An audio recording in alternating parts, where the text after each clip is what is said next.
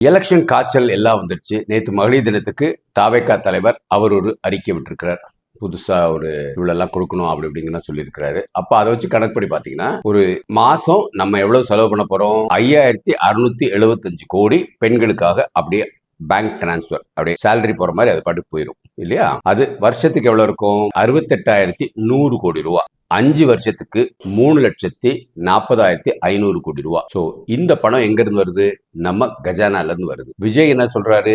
Commission இல்லாத ஒரு சமுதாயத்தை நம்ம உருவாக்கினா இந்த பணம் வந்து பெண்களுக்கு போய் சேரல, எந்த ஒரு தவறு இல்லை. கமிஷன் இல்லாம உள்ள இதை என்னால உருவாக்க முடியும்னு சொல்லியிருக்கிறார். எப்படி உருவாக்குவாரு? அதை தான் நம்ம பொறுத்து பார்க்கணும். உருவாக்க முடியுமா? கட்டாயம் முடியும். ஆனா அவர் அதை செயல்படுத்துவாரா பார்க்கணும். உங்க கருத்தை பதிவு பண்ணுங்க. இந்த மாதிரி வெல்ஃபேரிசம் வழியா நம்ம போயிட்டே இருக்கோம்னு வச்சுக்கோங்க. தமிழ்நாடு இப்ப வளர்ற பிள்ளைகள் 15-20 ஆண்டுகளுக்கு அப்புறம் எப்படி இருப்பாங்கிறத நீங்க உங்க கருத்தை பதிவு பண்ணுங்க. வாழ்க பாரதம், வளர்க தமிழ், ஒளிரட்டு தமிழகம்.